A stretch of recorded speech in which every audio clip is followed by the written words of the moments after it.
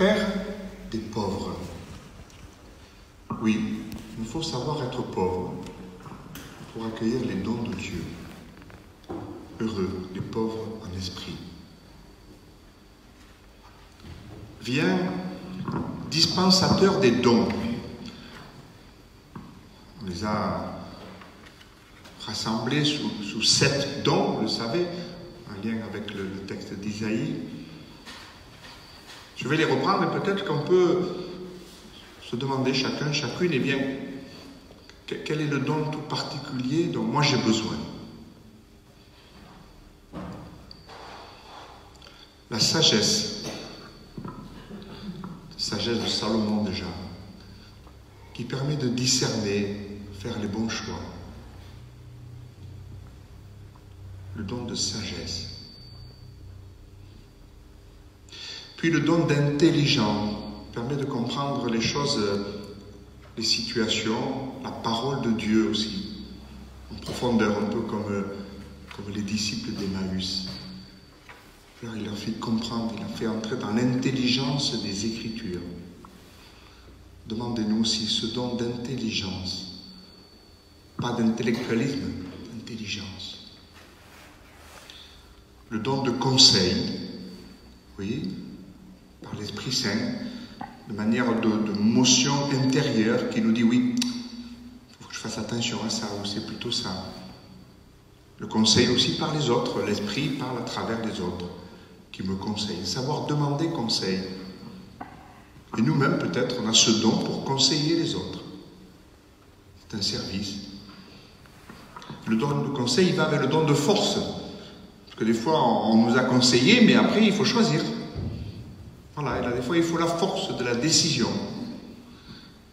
Que le Seigneur nous donne cette force pour savoir décider dans nos vies, autour de nous, dans nos engagements, dans notre Église, ce qu'il faut. Le don de science, cette science qui nous fait entrer dans le projet de Dieu, nous fait finalement faire la volonté de Dieu. Est-ce que ce que nous faisons, est-ce que les choix que nous prenons vont dans le sens de la volonté de Dieu? Le don de piété, de prière, de relation filiale envers Dieu. Et puis enfin, le don de crainte du Seigneur. Vous le savez, dans la traduction, c'est un peu particulier. Ce n'est pas la peur, mais c'est l'adoration, l'immense respect. Ça veut dire finalement aussi, concrètement, de mettre Dieu à la première place dans nos vies. Voilà, ces dons de sagesse, d'intelligence, de conseil, de force, de science, de piété et de crainte, d'amour du Seigneur. Viens, dispensateur des dons, viens, lumière de nos cœurs. Consolateur souverain. On sait que l'Esprit présenté sous cette forme de consolateur ou d'avocat, de consolateur souverain, pour venir consoler nos cœurs, et souvent on en a besoin, de venir nous guérir en profondeur. Et puis quelquefois simplement de nous accompagner dans l'épreuve, dans la douleur, d'être là. Une maman, des fois, console son enfant, elle ne peut rien faire, mais elle le prend dans les bras. Et ça suffit. Consolateur. Aussi avocat. Alors avocat, pour nous, ça fait référence un peu à autre chose. On se voit déjà au palais de justice. Il faut savoir qu'à l'époque de Jésus, les avocats ne plaident pas comme ça se passe aujourd'hui. C'est la personne elle-même qui doit se défendre. Mais il y a des avocats, des personnes qui sont là pour préparer des notes, pour donner quelques conseils, pour dire il fallait peut-être parler de ça, ou pensez bien à parler de ça. Eh bien, l'Esprit Saint, il peut fonctionner comme ça. Il ne parle pas à notre place. C'est bien notre bouche qui parle. Mais il peut nous inspirer les bonnes paroles, nous inspirer dans notre témoignage. Et Jésus le dit lui-même, ne vous inquiétez pas de ce que vous aurez à dire à ce moment-là. C'est l'Esprit Saint qui parlera à travers vous. Consolateur souverain, hôte très doux de nos âmes, adoucissante fraîcheur. Dans le labeur, le repos. Dans la fièvre, la fraîcheur. Dans les pleurs, le réconfort. Aux lumières bienheureuses, viens remplir jusqu'à l'intime le cœur de tes fidèles. Sans ta puissance divine, il n'est rien en aucun homme, rien qui ne soit perverti. C'est ce que nous affirmons quand nous rappelons que bien nous sommes marqués par ce péché des origines, ce vieux péché de l'humanité qui nous colle à la peau, j'allais dire. Mais le Seigneur vient nous en sauver.